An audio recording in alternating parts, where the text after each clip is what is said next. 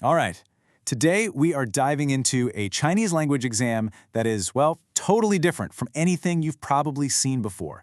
It's called the Putonghua Proficiency Test, or PSC for short. And you're going to want to forget everything you think you know about language tests, because this one, it's all about pure phonetic perfection. We're going to break down exactly how you can master it. So, if you're learning Chinese, you've definitely heard of the HSK, right?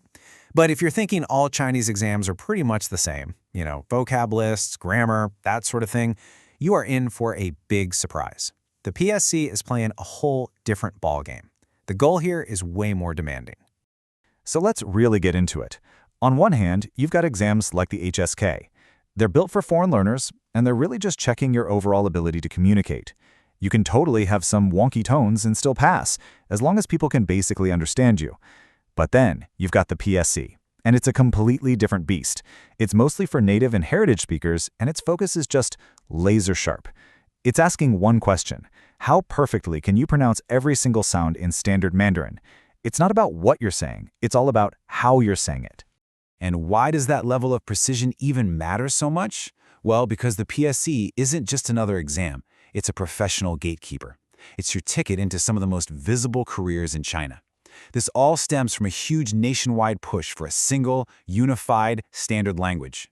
So what is it exactly? The Putonghua Proficiency Test is an official, national-level oral exam, and its whole purpose is to assess one thing: the standardization of your spoken Mandarin.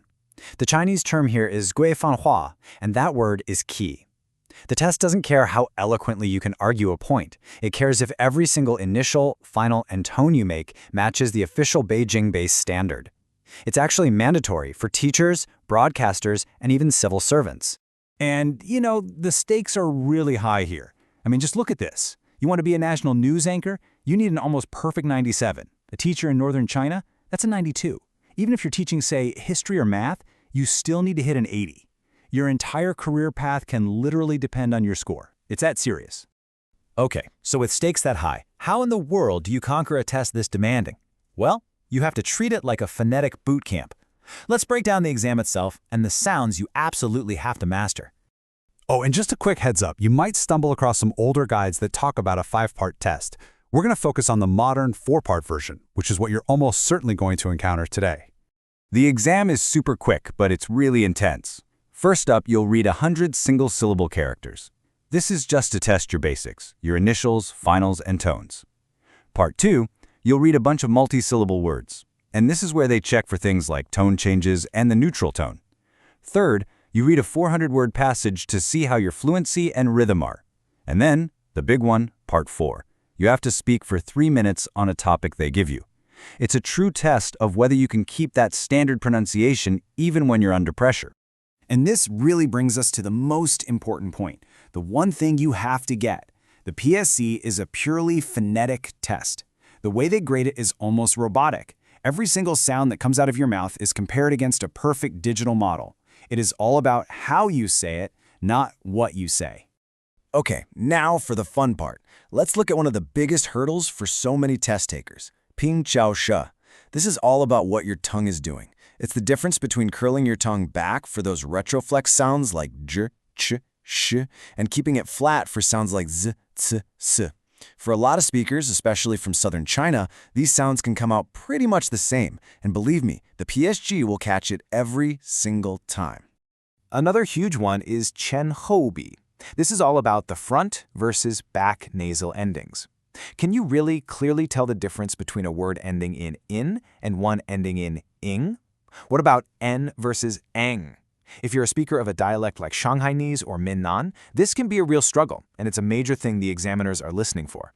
And beyond those two big ones, you've got to nail all the little subtleties. We're talking about things like tone sundi or biandiao, which are the rules for how tones change when they're sitting next to each other. You also have to get the neutral tone, or qingshang, down perfectly, knowing exactly when a syllable should be light and unstressed. And of course there's erhua, that classic Beijing R sound. Heck, even something as basic as the N versus L distinction is on the chopping block. Every single one of these is a potential point deduction. So how do you actually fix these really deep-seated habits? Honestly, the single best method is this simple loop.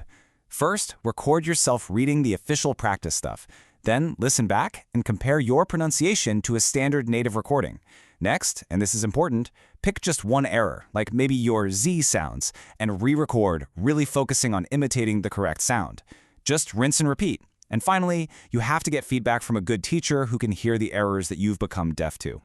So, knowing what to practice is half the battle. Now, let's lay out a strategic timeline to get you totally prepared for test day.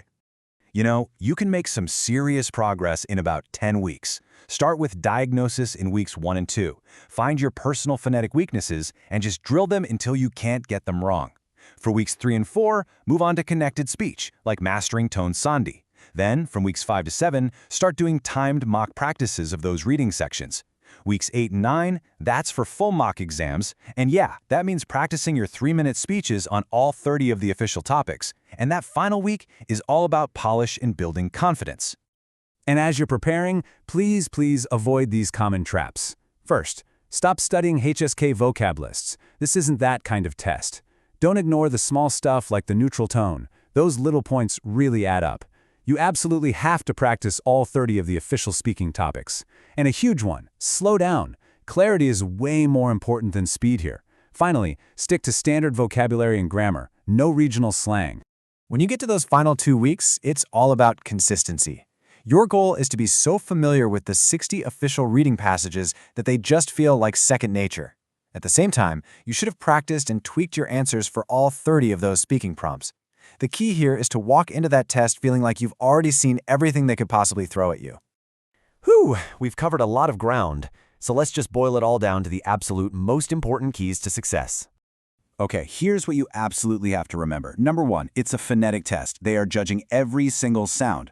Number 2, find your personal confusing pairs, those specific dialectal habits you have, and just work relentlessly to fix them. 3, stick to the official materials. The test content comes from a fixed list of words, passages, and topics. And finally, embrace that feedback loop. Record, compare, and correct. It is by far your most powerful tool for improvement. So, as we wrap up, I'll leave you with a question to guide your practice from here on out. Based on everything we just talked about, what is the single phonetic habit that's holding you back right now? Find it, target it, and you will be well on your way to mastering the PSC.